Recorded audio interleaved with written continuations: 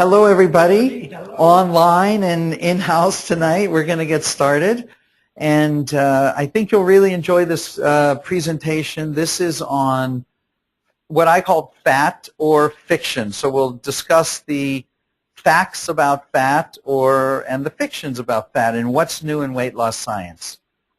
So let's start with this. What can we eat to stay healthy and thin? So what do you think about this picture here?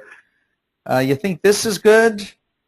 These chicken wings, looks like fried with the skin on, all the benefits. We got some barbecue sauce here.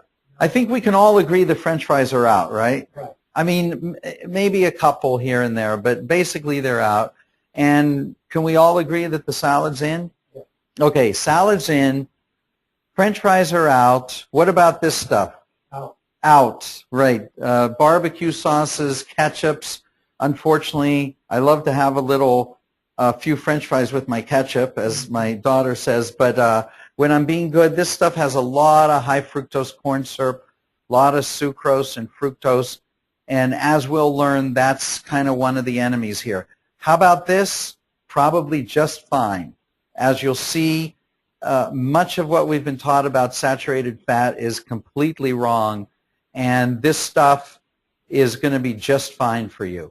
Now, there may be other reasons not to eat it that have to do with other specific issues you may have, or toxins in some of these foods. But overall, these chicken wings are just fine. How about this beautiful breakfast? We've got the eggs. We've got the bacon. Can we all agree that half of a strawberry and a little piece of fruit's okay, right? Oh, you're allergic to it. Okay. Well, if you're not allergic to it, it's fine. How about the toast? No. No, toast is out. Our home audience says toast is out, and it's true. Toast is mostly out, but like everything, in moderation. I'll tell you how many grams of carbohydrates you can have, but for the most part, this stuff's not good for you. How about this? Orange juice? No. No, right. Too much sugar. Too much sugar. And the reason it's too much sugar, because they take out the fiber and they take out the other nutrients. It's just the juice.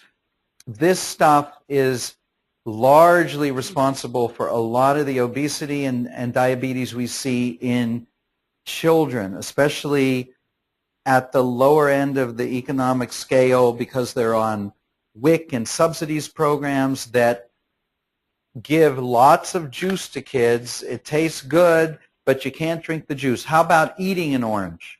Yeah. Fine. Yeah. Eating an orange is fine because of the fruit.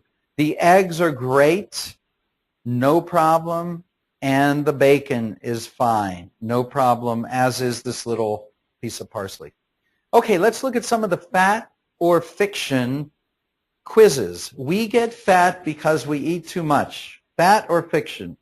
True or false? Fiction. Fiction. Wow, that's a bold, the home audience is bold. Fiction. I'll explain why later. We get fat because we don't exercise enough. Fact or fiction?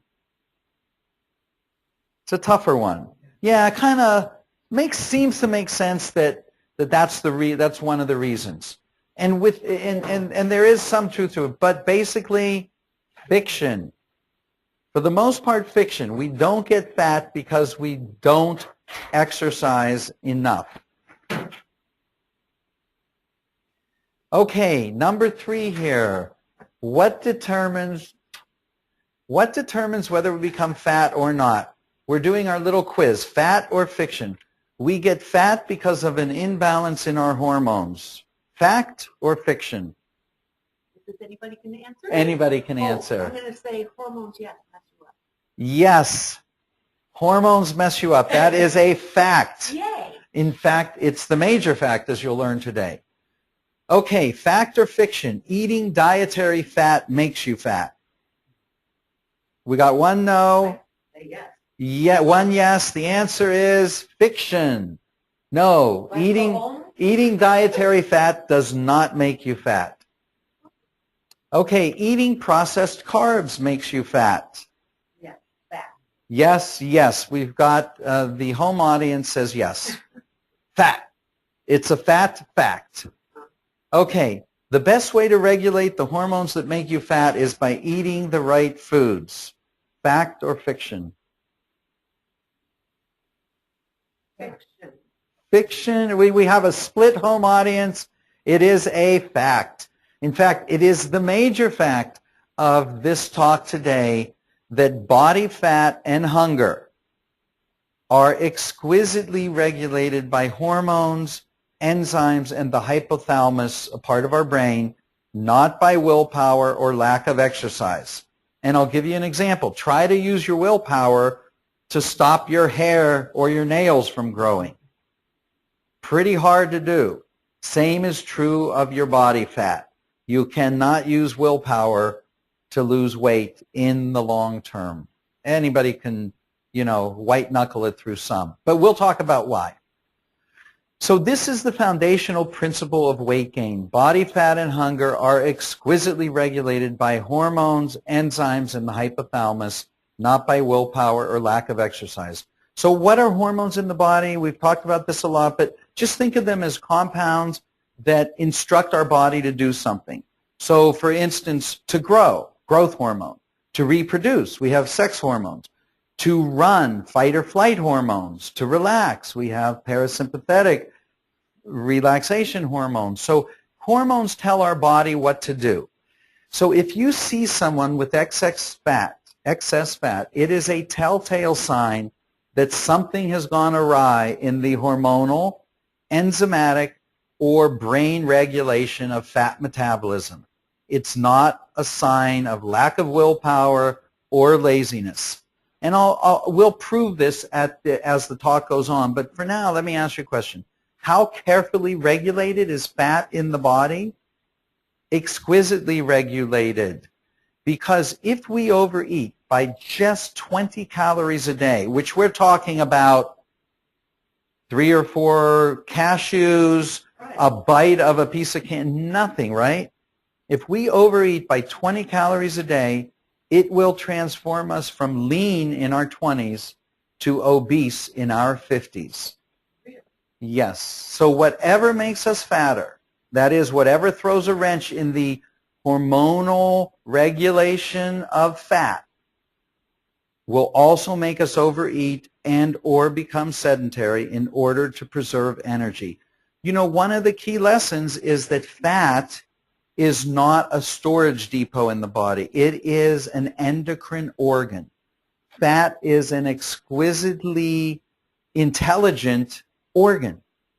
It is a gland. It's a gland. It's not a cell. Fat it's made up of cells, like all glands and all body tissues. It's made up of cells, but fat is considered an endocrine organ.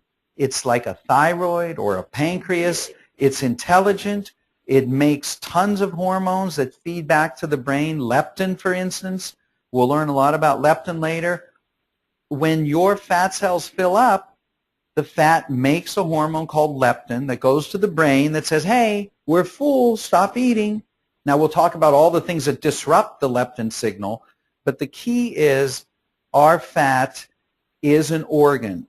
And just like trying to, make your nails grow or stop your hair from growing, stopping your fat cells from growing by, it doesn't work unless you control the hormones that regulate fat. Fat is highly regulated by hormones, enzymes, and brain function. The solution to being fat. Well, since body fat and hunger is exquisitely regulated by hormones, the solution is not eat less and exercise more. It is to adjust the hormones that regulate fat accumulation. That's the total opposite of everything I told you. When I advertised this talk, I said everything you think you know about weight loss is probably wrong. Now, I'll explain all this. So, but here's the clincher. The best way, we already learned this in Fact or Fiction, to change those hormones. There is no drug that can alter the hormones that regulate fat as well as a food. You have to look at food as a powerful medicine when it comes to fat metabolism and regulation. It is our choice of foods that regulates how hungry we're going to be, how active we can be, and how much we can control the hormones. I know you've got quizzical looks on your face. It will all make sense. Now, interestingly enough, it's been known since the 1930s that fat is continuously flowing in and out of fat cells, and what we call in the form of fatty acids. So our body relies on glucose for fuel and fatty acids. Those are the two main sources of fuel, and we're really designed to run perfectly well on fat. Fatty acids alone provide a high octane fuel for the body, and everything can run off fats. And this was confirmed in 1948 by Ernst Wertheimer, who was considered the father of the field of fat metabolism. So we've known about this information for a long time, and I'm going to give you some of the fascinating politics, what I call the Red Sea moment, when the scientific facts parted, if you will, from the advice that experts started giving us for all kinds of political and other reasons. But it's like a fascinating novel to me, what happened to us, and how for the last 40 years we were told low-fat diet is the key, and what did we create? An obesity and a diabetes epidemic. Oh, did someone? Oh, thank you. Okay, so what happens inside a fat cell? You can see here's a fat cell. This portion is triglyceride. These are fatty acids combined with a glycerol, a different molecule that comes from sugar. And these form big fat globules as we know them in the foods we eat, the meats and stuff like that. Is that the good or the bad? Which ones? The triglycerides. Triglycerides are... You know when we get the cholesterol? Yes, they're neither good nor bad, but high triglycerides definitely increase your risk for heart disease. That's a fact. You want low triglycerides. But it's different from the good and the bad cholesterol. Now we're not talking about cholesterol, just triglycerides, which is a storage form for fat. So fat flows in and out of cells as fatty acids. Little fatty acids are small enough to go in and out of the cells. Once they're inside the cell, 3 fatty acids are combined with a derivative of a sugar molecule called glycerol, and that forms a triglyceride. And triglycerides are a bigger molecule, so once they're inside the fat cell, they don't go out on their own. They need to be broken down into fatty acids inside the fat cell in order to escape.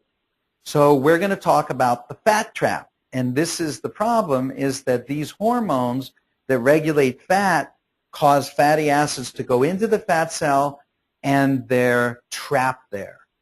And they make us fat, and we can't use the energy.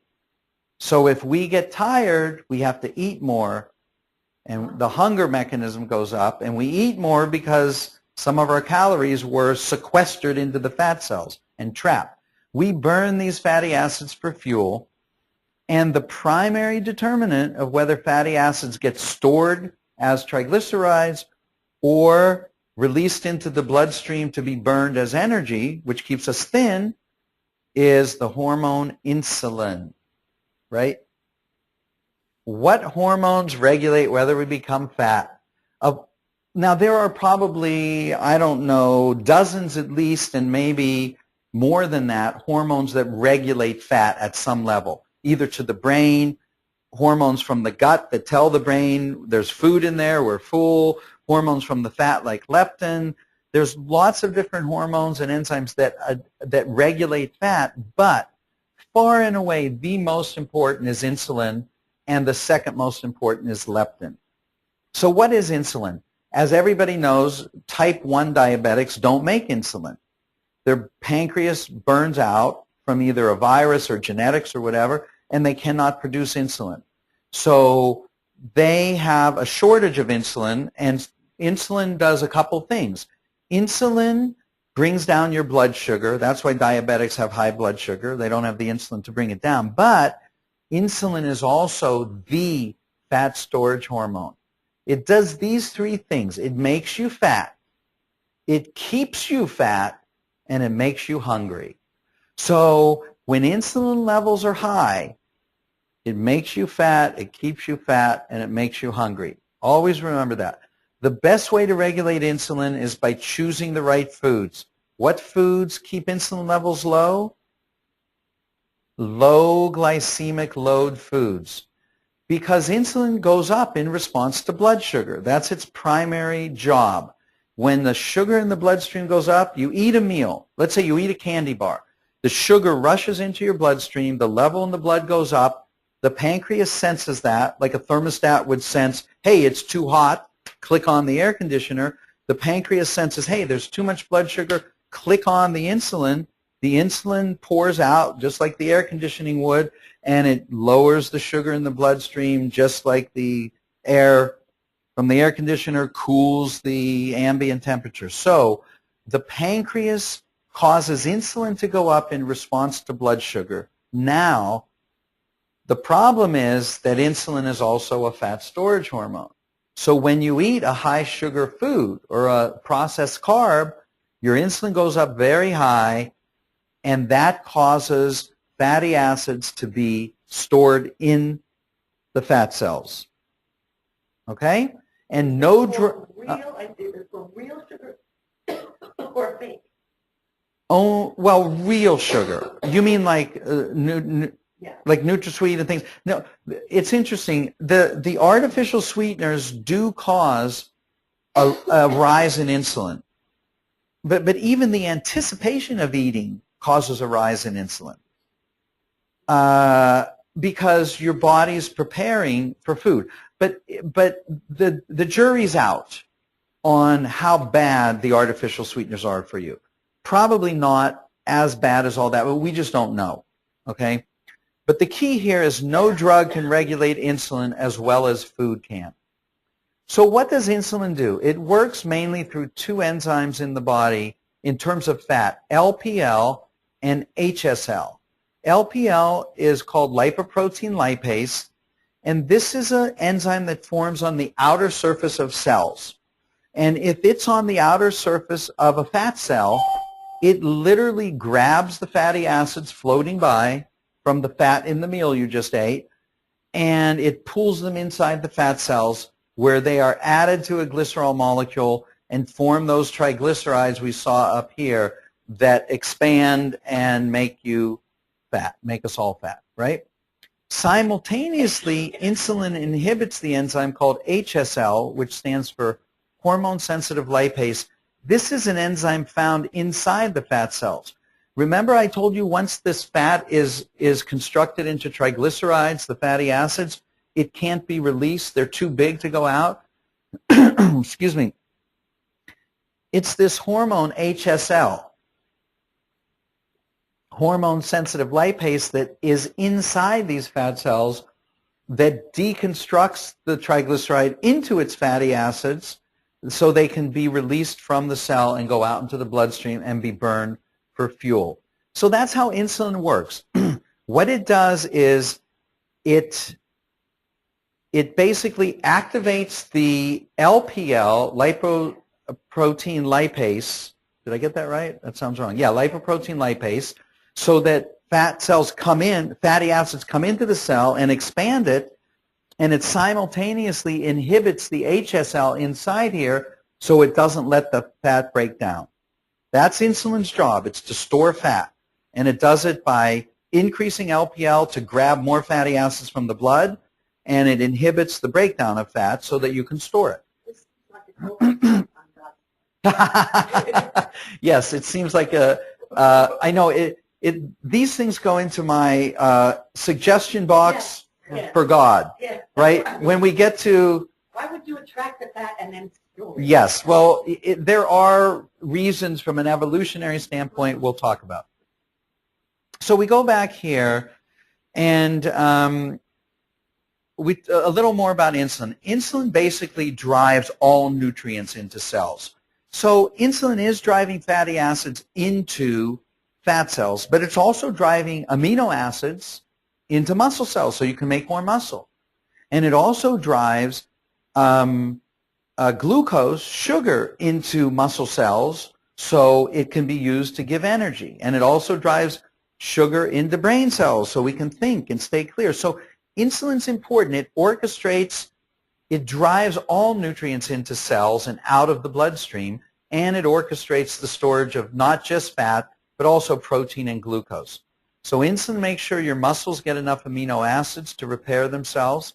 It makes sure your liver gets enough glucose to make glycogen, which is a storage form of glucose, so that it's like a candy bar that sits in your liver. So if your blood sugar goes too low because you haven't eaten in a while, then enzymes from your adrenal glands, cortisol, go to the liver, say, hey, release a little sugar, and it breaks down the glycogen into sugar, and your brain gets fuel very quickly. So, you know, it's like earthquake preparedness. You want a little supply readily available for, you know.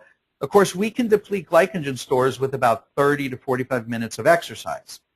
That's why we say the first 30 minutes of exercise burns the carbs, burns the stored glucose. Then the 30 to 60 minute level, you really move into fat burning, because then you've got no more glycogen stores. You've got some in the muscle, but they're pretty much burnt up too. So then it goes to the fat cells and it starts to release them. So in that sense, I'm not saying exercise is bad. I'm just saying exercise does not, lack of exercise will not make you fat.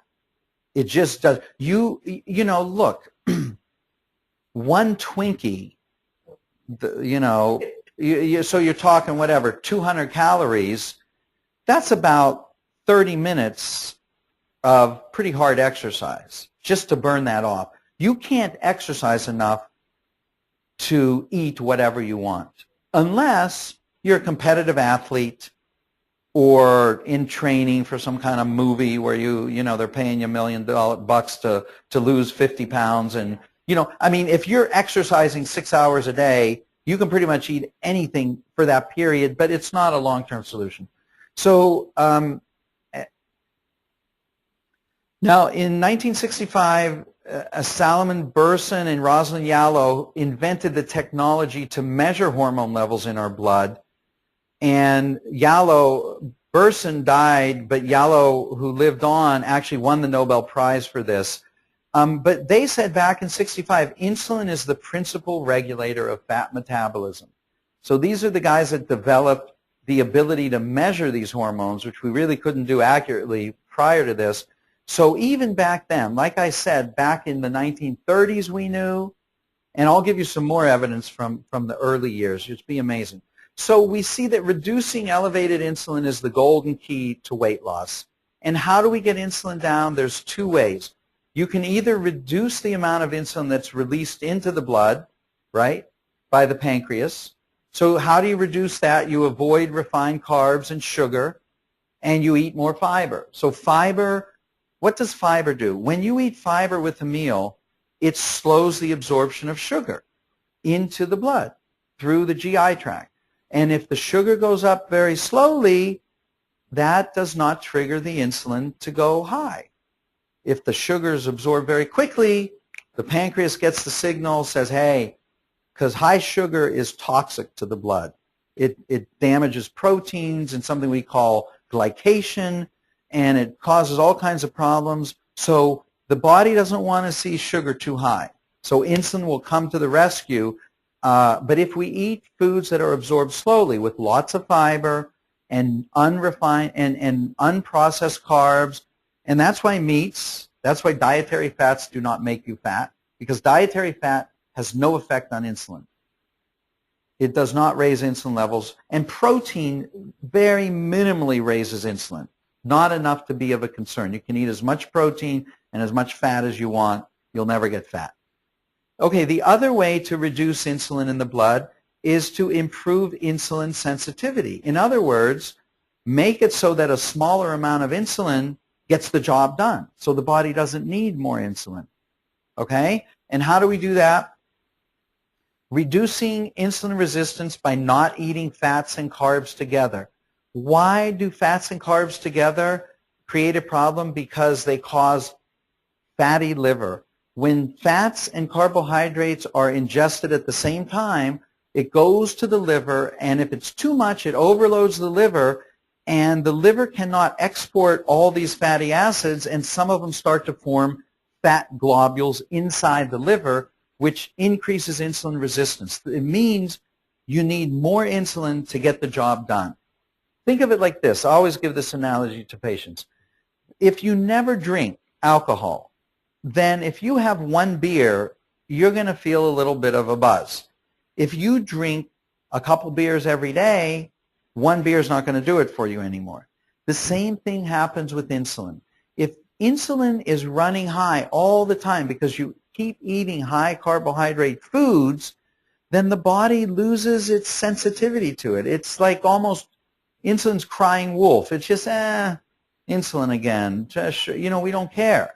So what does the pancreas do? Because it knows it's got an important job. It puts out more insulin in response to the same sugar load.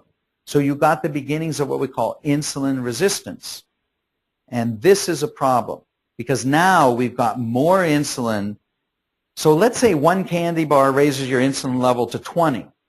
But if you have insulin resistance, that one candy bar may raise your insulin to 40 because it has to get up here to bring the sugar down because it's the cells become resistant. They don't respond to the insulin. Once that happens, then we already know the damage insulin. It's going to make lots of LPL on the fat cells to bring those fatty acids in and store it, and it's going to completely inhibit that hormone-sensitive lipase inside the fat cell so that fat never gets released. So is that why diets like the Atkins diet that lets you have all kinds of meats and all kinds of fat that you would think would be horrible? Yes, that's why the Atkins-type diet is effective. And I'm not presenting the data today on the different diets, but the data is there on all of them. And Atkins is one of them that is among the highest for weight loss. There's no doubt about it. Now, we can argue there are other reasons to avoid, a lot of these fats because they have nitrates in them and other compounds that may be carcinogenic. And, I'm not saying, I think the South Beach and the Zone diet and some of those diets are more moderate. They say, look, stick with the lean meats and the leaner proteins. You can have bacon occasionally, not a problem. You can have some of the fattier meats, but try and tend towards, for other reasons, the healthier meats that don't, that don't have some of these other carcinogens in them. So let's go back to some of this early evidence, and we look at the fat trap, this ability for insulin to sequester calories away, and I'll explain it a little better to you. Julius Bauer, a physician from Vienna in the 1920s. Now we're thinking, right, like dinosaurs. Yeah. Who knew anything in the 1920s? We didn't know anything, right? Wrong. In the 1920s, Dr. Bauer was a pioneer in endocrinology and genetics. And this was before, we didn't know much. We knew simple genetics of plants and insects and mosquitoes and how reproductive traits come and stuff like that. But really, he proposed that fat tissue in obesity is like a malignant tumor. Now, this is very interesting because what he's saying is that it grows without regard for the rest of the body.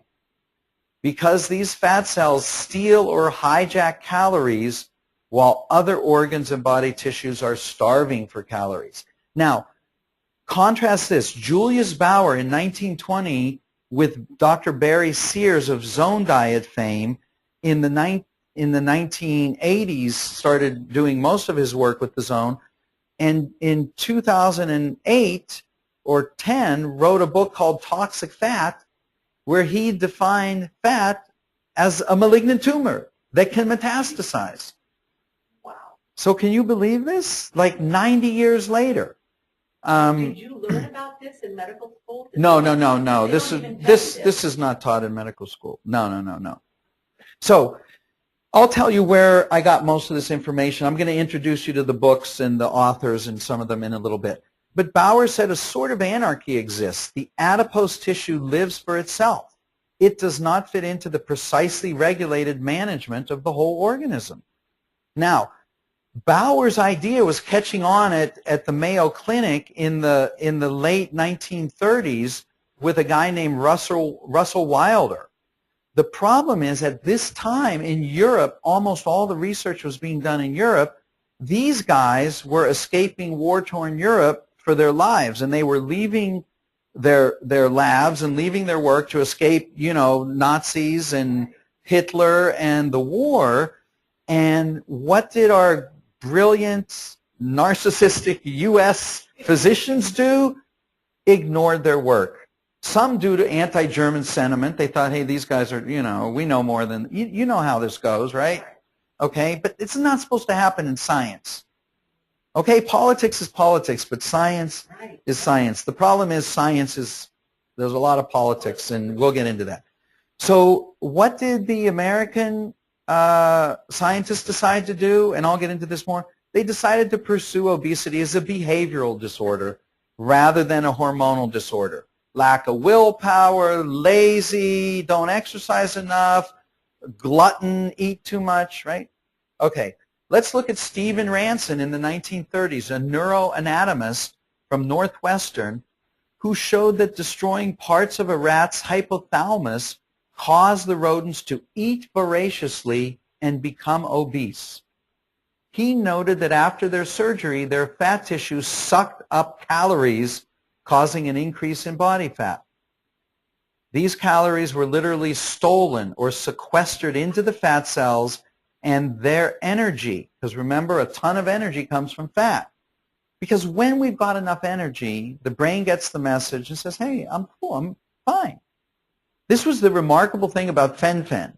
When fen-phen was out, 15 years ago, it was the first combination of drugs that literally changed people's lives. Unfortunately, it killed a few too many from side effects.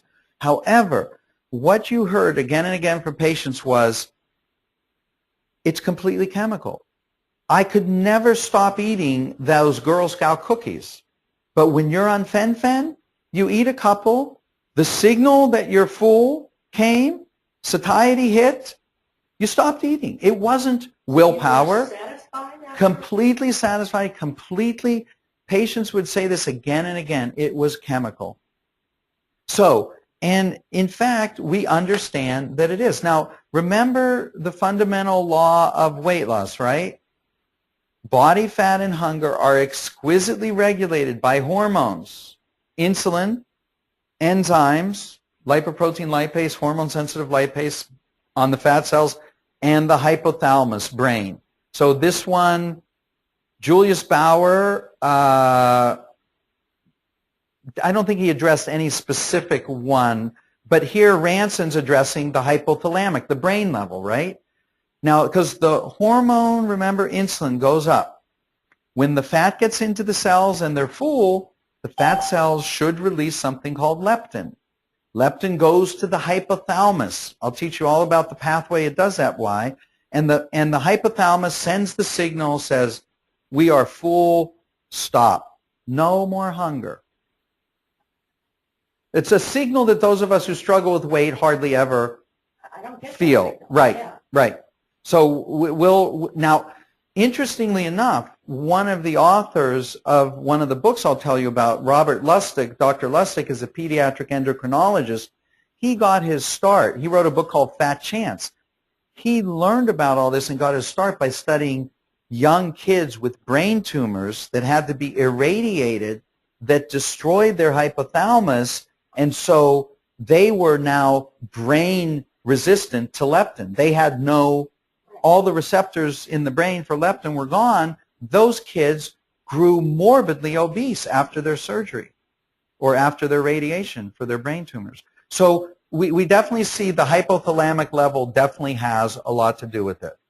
So, so what he found is that these calories are sequestered away This leaves insufficient fuel for the body. He called it a hidden semicellular starvation, forcing one of two things to happen. The body either increases its food intake, gluttony, right, or it cuts down its expenditure, lack of exercise, so-called sloth, gluttony or sloth, but what's the primary problem here? It's not laziness or eating too much. It's not getting that signal. It's not this. The hormone signals are.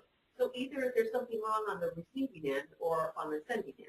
So you don't know if it's a leptin, or too little leptin, or if something up here is not. Correct. That's very good. The question was, do we know whether it's too little leptin or the brain's not responding to leptin, like certainly in damage from surgery or radiation?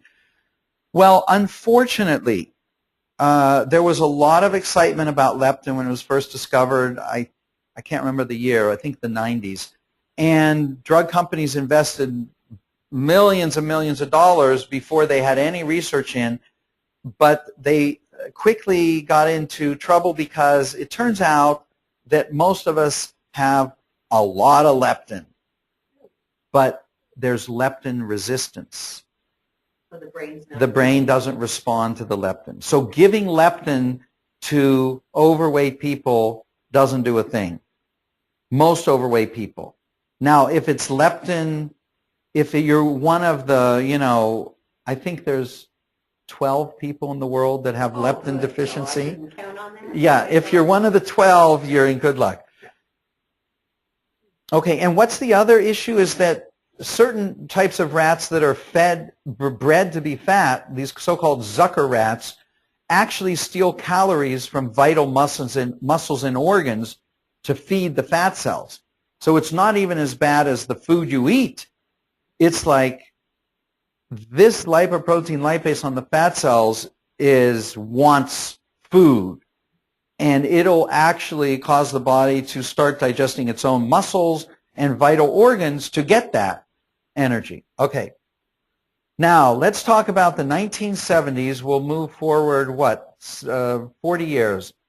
Gary Wade's oophorectomized rats. That means we remove the ovaries from these female rats. Research at the University of Massachusetts. Experiment number 1. Wade removes the ovaries from female rats, and they begin to eat voraciously, quickly becoming obese. Observation number 1.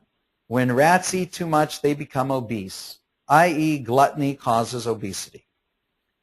Gary Wade's oophorectomized rats, part 2. Experiment number 2, Wade removes the ovaries from another group of female rats, but this time he puts them on a strict post-surgical diet, doesn't let them eat any more than they ate before. What do you think happens? They get enormously fat again. They eat everything they're allowed, which is a limited amount, and they become excessively sedentary. They don't move unless you put food in front of them. Okay? I bet they're in a really bad mood. These rats, yeah, a really bad mood, ravenously hungry because they weren't allowed to eat any more food than they had eaten before the surgery, but they got just as obese, it'll make sense in a minute, just as quickly as the rats that were allowed to eat as much as they wanted. But these rats also become completely sedentary. Observation number 2, when rats become sedentary, they become obese. So laziness causes obesity. So you see where these myths came from, right? Eating too much in the first group, right? You remove them and they eat voracious. Oh, they're just pigs. They just don't have any self-control. They become fat. They're just lazy, right? But we already know what happens with hormone dysregulation. So now I'm going to tell you, why does low estrogen lead to the fat storage? We talked about insulin doing it. In this case, in rats, insulin also has an effect in rats, but estrogen has a really big effect. And I'll show, and it does in humans too, but I'll show you. So if you combine experiment number 1 with experiment number 2, we have to come to completely different conclusions. Removing the ovaries causes a decrease in estrogen. This causes the fat tissue to absorb extra calories from fatty acids in the bloodstream. Because, I'll explain it in a minute, but we already learned about lipoprotein lipase, LPL, on the surface of fat cells. Well, it turns out when you have a deficiency of estrogen, LPL is increased. The cells increase LPL on the fat cells so it can pull more fatty acids from the blood and glucose and make more fat in the fat cells. So if the rat can eat more, it will, in order to have the energy to move. If the rat can eat more, it will expend less energy. But either way, even the calories it would eat normally all go to fat. They're all sequestered and stolen into the fat. And here's the picture from Gary Taub's book called Why We Get Fat. And you see here, in a case of low estrogen, it upregulates, which means causes the nucleus of the cell to make more of this enzyme LPL and bring it to the surface. Once it's at the surface, it literally grabs the fat and pulls it into the cell. Now, once you restore estrogen, the LPL levels go down and less fat gets into the cells. So high estrogen downregulates or decreases the amount of LPL. Low estrogen increases, or what we call in medicine, upregulates the amount of LDL. It makes more.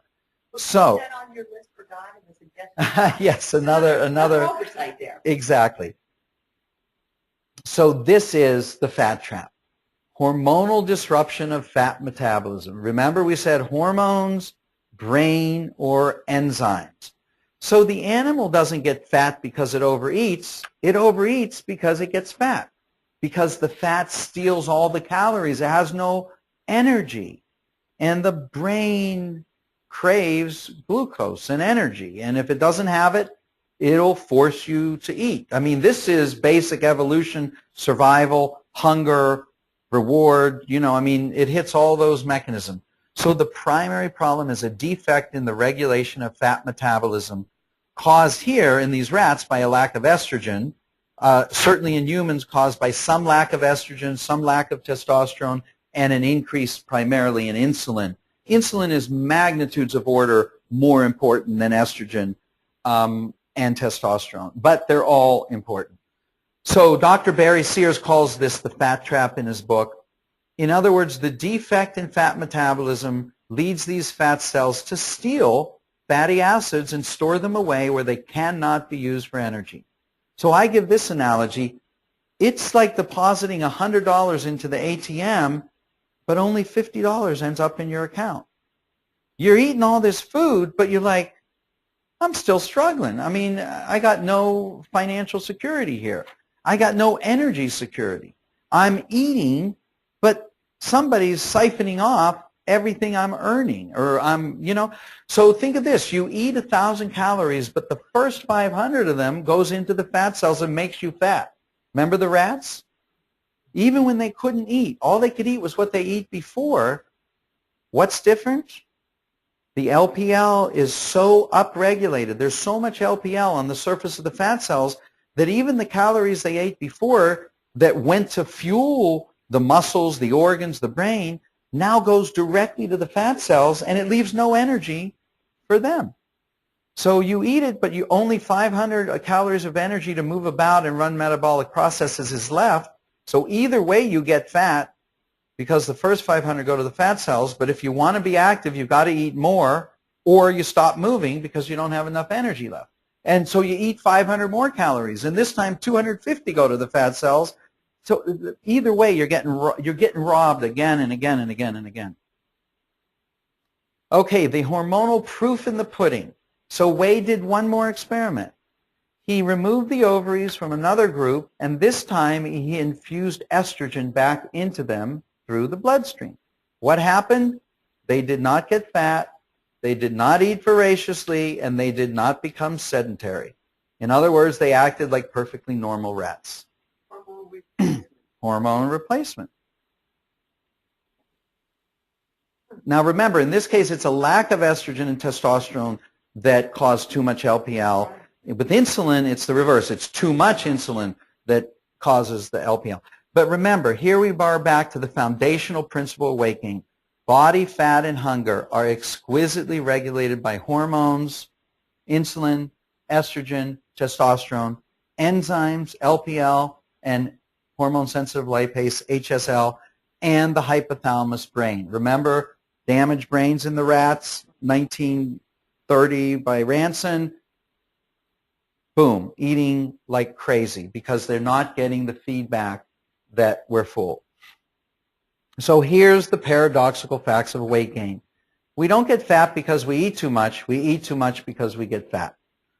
We don't get fat because we don't exercise enough. We don't exercise enough because we get fat.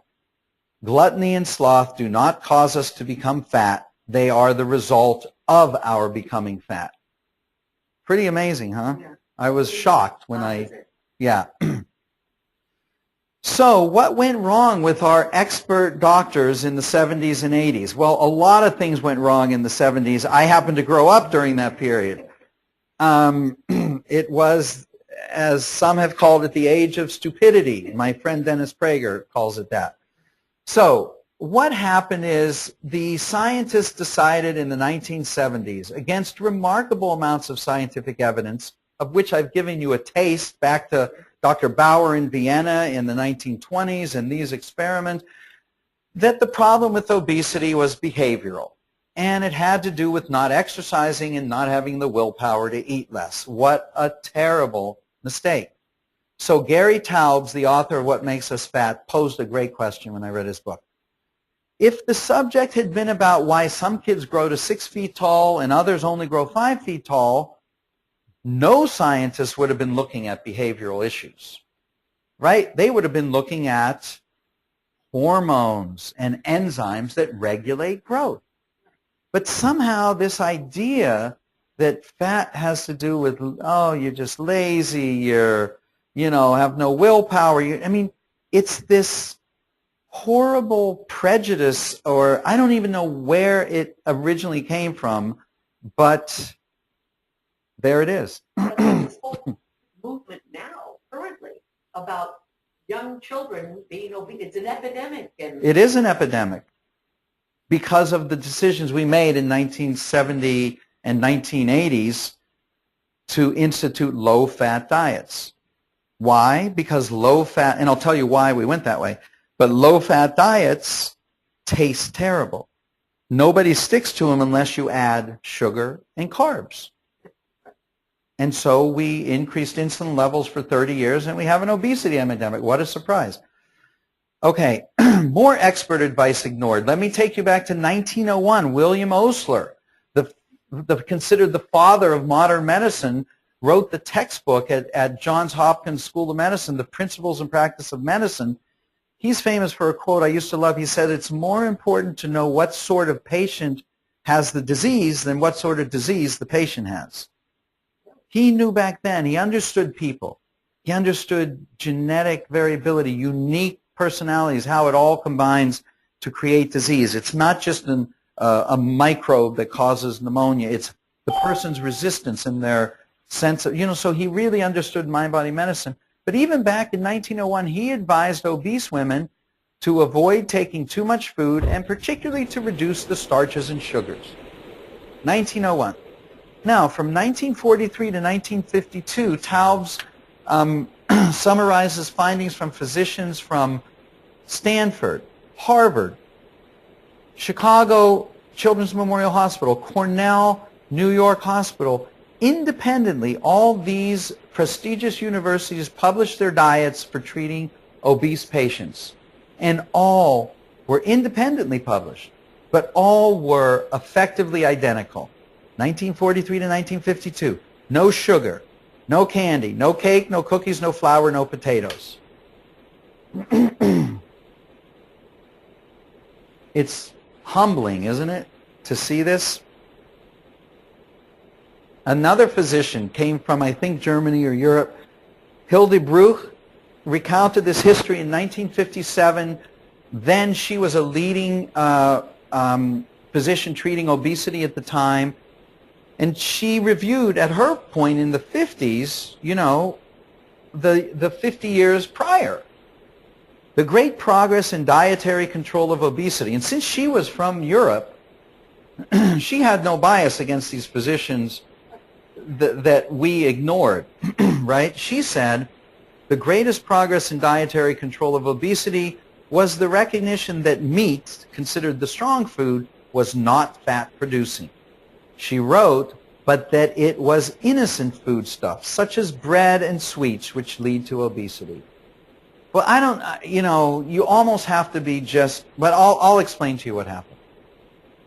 What happened was what we call the macronutrient wars between 1970 and 1980. This could be a movie. I mean, this could be a major drama in what led us astray for the last 40 years. There were two key players. One, a guy named Ansel Keys, I think from Minnesota, somewhere in the Midwest, who wrote what's called the 7 Countries Study. And the other, John Yudkin, who was a European physician, I think European, and his book called Pure, White, and Deadly. Guess what that refers to? Not cocaine, but sugar. So what Ansel Keys did was do these big epidemiological studies. And in those days, you had to travel. The internet wasn't around. I mean, you went to these countries. You examined the records. You went to the libraries. And he examined over 20 countries. He published a study called the 7 Countries Studies and found these 7 countries that dietary fat correlated almost linearly, 1-for-1, with increased risk of heart disease. Now, dietary sugars did too, because where diets are high in fats, they're also high in sugars.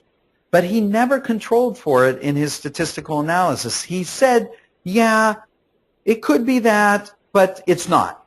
I mean, basically, he dismissed it.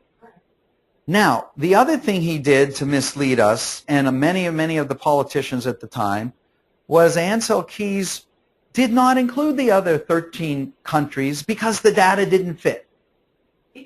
He used the 7 countries that fit his theory because he was on a mission to become who knows what. You know, and this is a major problem of ego, and I don't know the guy. I mean, maybe he was a gentleman and just misguided. He clearly wasn't honest. Honesty was not a top priority because, you know, you don't just leave out data that goes against what you want to promote. You have to give the facts and then, you know, make the conclusions. But he didn't give all the facts, and we found it out later. So, however, John Yudkin turned out in his book in which he wrote, I think, either in the early 70s or whatever. I just ordered this book from Amazon. It just got republished. But Dr. Lustig, who talks about it, says that virtually everything in this book was prophetic. I mean, it just came true. And so, unfortunately, in the macronutrient wars, macronutrients refer to fat, carbs, and proteins. Ansel Keys won out, and the political establishment, you know, the government got on board, the USDA, low-fat diet, low-fat diet, low-fat diet, low-fat diet. Okay, there's more bad news. So this was the Red Sea moment. I told you about this before. I made this up. What's the Red Sea moment? Because you know, Passover just went, and Moses went right through the Red Sea. So I'm thinking about this, and what parted here was not the Red Sea, but the truth. And what parted was expert opinion parted from scientific facts. This is always dangerous. My, you know, virtual mentor, Prager, always says on his show, first give the facts, then give your opinion. And when you don't do this, it's very dangerous. So we should all take this advice in every part of our lives. Someone is allowed to have their opinion, but let's agree on the facts, okay? So in 1984, what we were told about saturated fat, what we were told was it's a killer, actually parted ways with the scientific evidence about saturated fat. And what was the scientific evidence? That reducing it in the diet does not reduce heart attacks. Let me tell you about the 2 key studies, 1 and 2, that happened right here. The NHLBI, National Heart, Lung, and Blood Institute of the United States government, had spent $115 million on a very famous trial in 1982 when the results were published called the Mr. Fit trial, the multiple risk factor something trial. Decade-long clinical trial, lots of money, and they were testing the idea that eating less saturated fat would curb heart disease, but not a single heart attack was prevented. That's fact number one. Pretty big. Pretty big. Hard to ignore that fact, don't you think? Relationship between saturated fat, eating saturated fat, a low saturated fat diet does not prevent a single heart attack. All right, what's fact number two? The Institute had also spent $150 million testing the benefits of a new cholesterol-lowering drug. This trial was called the Lipid Research Clinics Coronary Primary Prevention Trial, LRC-CPPT. They use this drug cholestyramine, which it actually binds. It's a bile acid binder. So it goes in the gut and it binds with cholesterol and takes it out through the stool so it doesn't get reabsorbed, and it lowers cholesterol. So what they did was they tested this drug and they found that it lowers LDL, it lowers cholesterol in high-risk men, and it reduced morbidity and mortality from heart disease. So it sounds pretty impressive. That drug reduced morbidity and mortality for patients at high risk from heart disease. And it lowered LDL cholesterol. It lowered the bad cholesterol. Differently than a statin? Differently than statins do. Now, what's the leap of faith?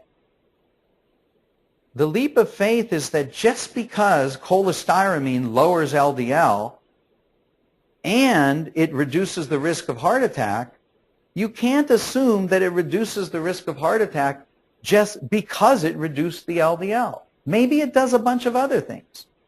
I'm going to explain this better to you. Here's a great example from Gary Taub's book. We know that aspirin reduces heart disease. It reduces inflammation, reduces heart disease. We know that aspirin reduces headaches. We don't jump to the conclusion that aspirin reduces heart disease because it reduces headaches. Right? It makes perfect sense when you think of it. They're just two associations. Cholestyramine lowers LDL, and cholestyramine reduces the risk of heart disease in men. But it's a giant leap of faith to say that it does it because it reduces the LDL. Just like it's a giant leap of faith to say that aspirin reduces heart disease because it reduces headaches. You would have to test that. You would have to give aspirin and see, for the people that it didn't reduce headaches, did it also reduce heart disease? You can't jump to that conclusion. It's just faulty logic. So what are the facts? The facts are cholestyramine reduces LDL. And another fact is cholestyramine reduces the risk of heart attack in high-risk men. What are the other facts? Reducing dietary fats. Now, I didn't tell you this yet, but reducing dietary fats does lower LDL, but it does not reduce heart attacks. Okay?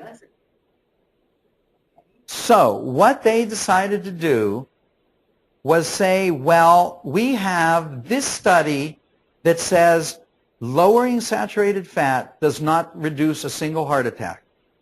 It does reduce LDL by a small percent, 2%. Okay? So it does reduce LDL, but it doesn't reduce heart attacks. We also have this study that says we have a cholesterol-lowering drug that reduces LDL cholesterol and it reduces heart disease. So what did the scientists do? They did more of this drug. Yeah, they ignored the fact that saturated fats lowering saturated fats doesn't reduce heart attacks, and they went instead and say, well, look, if this drug reduced the risk of heart disease in men, and it lowered LDL, then let's assume because this saturated fat does lower LDL, I should put that in there, would curb heart disease. Where'd that go? Sorry. Maybe you just weren't getting enough. Maybe it didn't reduce it enough. And by giving the actual drug, it Yeah, gives it enough? right. No, there are other reasons. I'll get into them now. No, it just turned out. But what they decided to do was basically ignore this $115 million study and go with this one. And then they just said, well, since this drug reduced the risk of heart attack in men, and since it lowered LDL, and since we know that lowering saturated fats reduces LDL, let's just say that everybody should be on drugs and a low-fat diet. At the ignoring of a decade-long $115 million trial that said, sorry, lowering saturated fats, even though it lowers LDL a small bit, does not lower the risk of heart attack. So you can see what a disaster this was. And in all fairness, wasn't easy to figure out because not all the information that we know now was in, but it was a big leap of faith. And even scientists at the time, and then when you see the number of deaths that this reduced, it was minuscule. It was really small. It was, I think this study had, 3,800 men in it, and on the treatment arm, something like 50 died, and on the non-treatment, something like 68 died. I mean, in total, it turned out to be a very small percentage, and many scientists that disagreed with the conclusion said, this is hardly the conclusive evidence that it was published to be. But, people don't want to think. We just want somebody to tell us what to do. So then the government took over. Ancel Keys won the macronutrient war, and we ended up with basically a disaster of diabetes and obesity. So here in summary, the faulty logic: dietary fat increases LDL. LDL increases the risk of coronary artery disease. We know that. That's true. Therefore, dietary fat increases the risk of coronary artery disease. But that's not right, because just because A causes B and B causes C doesn't mean A causes C. In mathematics, all you can say is that no A, therefore no C, therefore no A. You can say the contrapositive is true, but you can't say that one leads to the other. Why? Because dietary fat does much more than just increase LDL. It's true. Dietary fat increased LDL by 2%. 2%. But it also changed the particle size of LDL from small and dense, which is the dangerous kind, to large and buoyant, which is the non-dangerous kind. So you see, if you jump to it, you can't jump to a conclusion, because dietary fat does more than increase LDL. It does increase LDL, but it also changes it from the very dangerous type of LDL to the neutral, non-dangerous type of LDL. This is why lowering dietary fat didn't do a thing to reduce heart disease. This is why you can have your bacon and your sausage and your chicken wings and your steak with fat in it. Please still some moderation in case there's something else we don't know. But now, what else does dietary fat do? What else does saturated fat do? It causes a 30% decrease in triglycerides. And that drastically reduces the risk of heart disease. Excuse me. So, causes the triglycerides to go down. Absolutely. Saturated fats and dietary fat reduces triglycerides dramatically. Carbohydrates raise triglycerides dramatically. We've known that for many, many years. If you have high triglycerides, it is a problem of too many carbs. So it's better to eat a pound of steak than 2 slices. It's better to eat a pound of steak than 2 slices of bread. That's a nice, simple, thank you, Chuck. That's a nice, simple conclusion. Unquestionably, it's a fact. Okay. So let me explain this LDL thing, what I talked about here, the small, dense, and the large buoyant. Because just when you thought it can't get any crazier, LDL is, excuse me, the bad cholesterol, right? But it turns out there's a good bad cholesterol and there's a bad cholesterol. So the good bad cholesterol is a large buoyant LDL particle. Does not cause heart disease. The bad LDL is small and dense. Excuse me for a minute.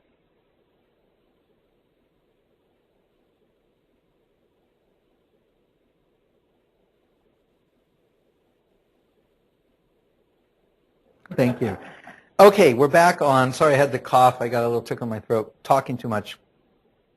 So, 80% of blood LDL is large and buoyant and neutral of the bad cholesterol. But the small dense is implicated in atherosclerotic plaque formation. So dietary fats do increase the bad cholesterol, but they increase the neutral bad. So it does not increase your cardiovascular risk. In fact, saturated fats have been exonerated from playing a role in the atherosclerotic process. Now, I bet if you ask that question to 100 people, 99 would say, oh my God, they're horrible for you. So we got a lot of educating to do. Now, one other study showed this to be true.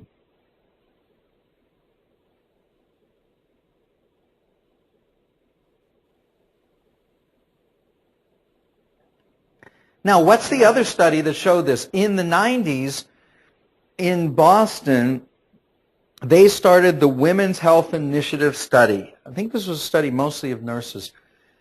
50,000 women. Now, they did this study partly out of pressure because they had studied these things in men, and they wanted to make sure that they applied to women, right? So they took half of the 50,000 women, gave them a 30% low-fat diet for 7 to 8 years, and guess what? Their LDL went down. Okay, we know that's true. But guess what else? It had no effect on lowering their risk of heart disease or stroke. They weren't enjoying their 7 to 8 years of life. Yeah, and they didn't get to enjoy that juicy steak. Okay, fat or fiction? A low-fat diet is detrimental to your health. Fact or fiction? It won't help you lose weight, but I don't know that it's dangerous. Oh, gosh. It is dangerous.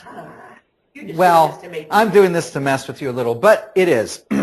Why? Because it tastes bad. But that's not bad for your health. Yeah, that's bad for your emotional health. Okay. I just threw that in. And because it tastes bad, they have to add what we talked about, sugar and salt and all kinds of bad processed carbs. So it raises insulin, which creates inflammation and causes weight gain. It also increases the bad LDL, which does raise your risk of heart disease. And fatty acids are essential to life. You've never heard of you heard of essential amino acids. You need to eat a certain amount of protein. Your body can't make them. You've heard of essential fats. We need fats. We have to eat fat or we would die. Fats are essential to life. But there's no such thing as an essential carbohydrate. Nobody has ever proven that if without a carbohydrate, you would die. I could. I know, would die. you might feel like you would. Okay, a high saturated fat diet increases the amount of small, dense LDL, the bad LDL, in your body. True or false? High saturated fat. Does it increase the really bad stuff or no? No. Fiction. False. Eating more saturated fat actually increases the large buoyant LDL, which is the non-heart disease forming type, and small dense LDL is increased by eating high carbohydrate diet. All right, so what do dietary fats do? Remember I told you they're high octane fuel. They give your body a lot of energy. Eating fat does not make you fat. Fats alone do not elevate insulin levels. Fats and carbohydrates together, however, a different story. Now, you can eat some carbohydrates, but you have to limit it, and I'll tell you how much. What do dietary proteins do? Proteins trigger glucagon release. This is another hormone that basically causes the liver to release sugar and pumps glucose into the bloodstream, but it stops the hunger signal, turns off insulin release. So glucagon's good. When you eat protein, why we like high protein meals, you know, it turns off the hunger signal. Stimulates glucagon, which lowers the insulin. What do dietary carbohydrates do? I know, you just look at this and you're like, I love that. Bread and butter, fats and carbs, the worst combination. Butter. Yeah, eat the butter, leave the bread alone. Eat less bread and more butter. Stir fry your veggies in butter. Certain carbs like the veggies, the greens, fine. You know, you can eat all the butter you want on that. Those don't really count as carbs because they're not processed carbs. They don't raise sugar much, and I'll go into that. What do carbohydrates do? They trigger insulin release. Insulin drives fat storage and lowers blood sugar. Carbohydrates make you fat. All carbs break down into glucose. Muscle cells store glucose as glycogen, a storage form.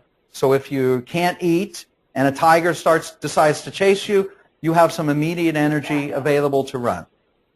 Backup generator. Liver cells store glucose as glycogen. Again, you need it to fuel your brain. During sleep, when you're not eating, your blood sugar drops. So the liver can release some glycogen, the brain tells it to, and it gets plenty of fuel. Fat cells store glucose as triglycerides, which makes you fat.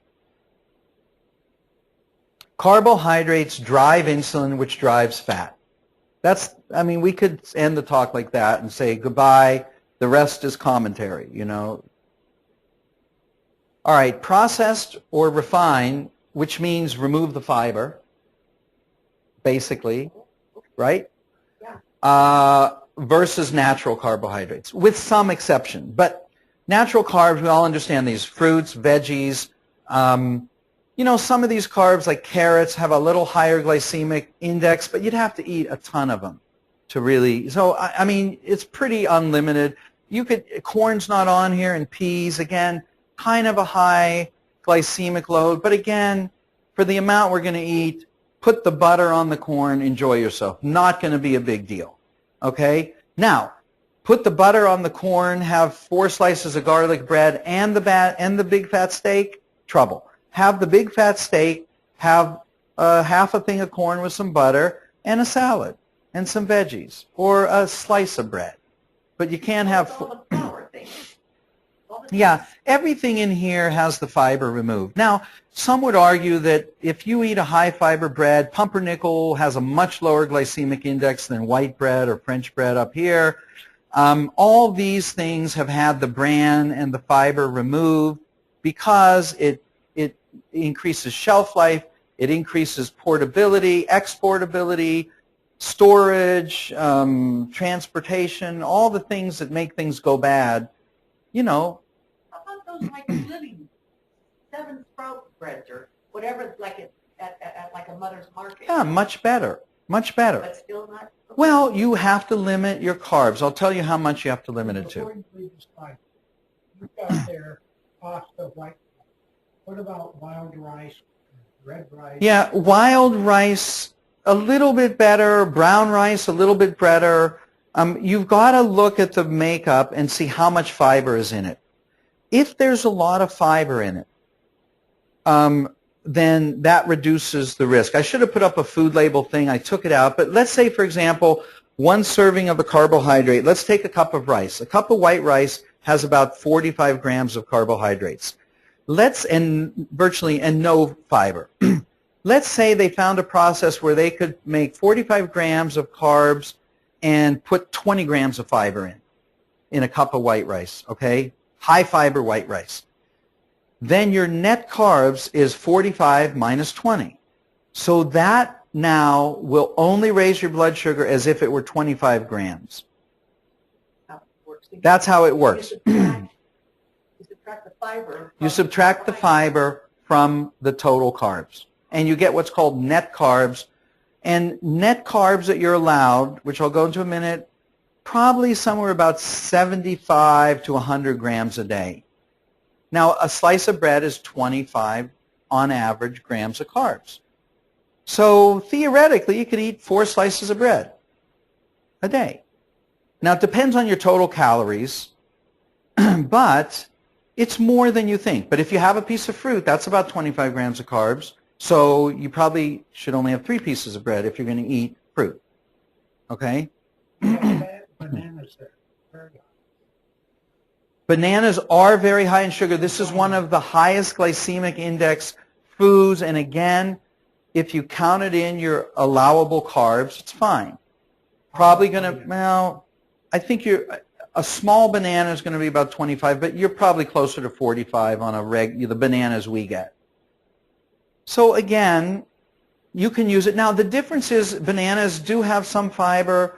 They do have moisture. They don't absorb as quickly as, you know, pure table sugar or high fructose corn syrup or a soda. But you do have to watch the bananas. You do have to watch the peas, the corn, and the carrots, and the grapes.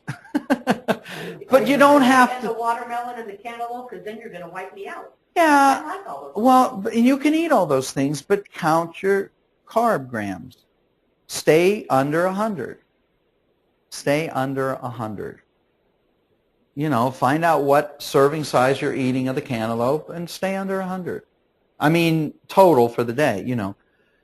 Why? Bad carbs, because they cause a rapid and large increase in blood sugar, which, remember, leads to the rapid rise in the insulin level, which then causes all the fat storage, sequestration, fat trap, everything to go into play. Now, there's the fruits that we talked about: bananas, grapes, watermelon, some veggies like corn, potatoes, and peas. Yeah, potatoes are rough. They're on the kind of like, look, your safest bet on veggies, the green leafies, the green veggies, you know, obviously onions, kale, broccoli, cauliflower, asparagus, all these things are great. And especially now that you know you can stir fry them with some butter, coconut oil if you want. I have a patient who loves coconut oil, and that's a great oil for you. Also, coconut oil has medium chain triglycerides in it, which help increase fat burn. So you know, look, I never think of it much, but I love like fresh string beans stir fried with butter, add a little salt. They're delicious. They're filling, and it's pretty much a free food, as long as you're not eating the carbs. I mean, going over with these carbs. Better than baking or? Well, no, you can bake those things and they taste pretty good too. You know, I remember this movie with Queen Latifah and that Gerard Depardieu. I forget what it's called. Queen Latifah thought she was dying of some cancer, and she went to this great, you know, fabulous spa and ate like a queen and hit it off with the chef who was Gerard, you know. And anyway, he comes up to her at one point in the movie, and he sees how happy she is, and, you know, and all these other people are like, they're really wealthy. She's spending her last dime to live this fantasy her last few weeks, right? And Gerard comes up to her and he says, "I see you've discovered the secret of life." And she goes, "What's that?" He goes, "Butter." Okay, the fat masters. These are the guys to learn from. Dr. Barry Sears. Interesting history. I've met Barry Sears. He's an amazing guy. Toxic Fat was his latest book, Anti-Inflammation Zone. My next talk, I'll go into a little more detail of some of his approach, because there's some other reasons and things about fish oil that we'll teach you about that tie in with the fats and insulin and stuff like that. But he puts it all together. His father died of a massive heart attack at age 53. His 3 brothers also died within several years. So he really had a vested interest, and he started investigating all kinds of things. So anyway, he's a great man, and he has a great colleague here, me and him together at my last conference. And I'm inflammation zone certified. Wow. Yeah. So I went to his talk and nabbed a picture beforehand. All right, this is the guy who started it all for me. One of my patients recommended this book, a guy named Vinny, great book, Why We Get Fat. This guy summarizes the whole thing. If you want to really understand it and get some of the, you know, the drama that went on politically, I mean, he's a great writer. He's actually a science writer for Science Magazine, Robert Wood Johnson Foundation investigator, UC Berkeley, brilliant guy. And he wrote another book called Good Calories, Bad Calories, which is like the 700-page version that he shortened up so normal people could read this one. And then this is the other guy I spoke about, Dr. Lustig, professor of pediatric endocrinology, UC San Francisco, obviously a scientist of great credit here, 85 peer-reviewed articles. It is not easy to get a peer-reviewed article published, 30 reviews, and he was the one that started working on the children with cancer who had, at St. Jude's Medical Center, who had either radiation or surgery that destroyed their hypothalamus and they couldn't read the signals, etc. So I tell you what, let's pick it up next time. I think that's a lot of information. I'm going to go into a little bit more of some of the insulin-leptin connection and the brain connection. We'll go into a little bit of the functions of fatty acids, and we'll go into what you can eat. Well, actually, let's talk about this because this is important. Foods to be avoided. If we summarize this 1951 textbook before we got so smart that we ignored the evidence and the Red Sea moment, what do you avoid? Well, bread and everything else made with flour. Cereals, including breakfast cereals and milk puddings. Potatoes and all other white root vegetables. I don't know what's another white root vegetable? What? Turnips.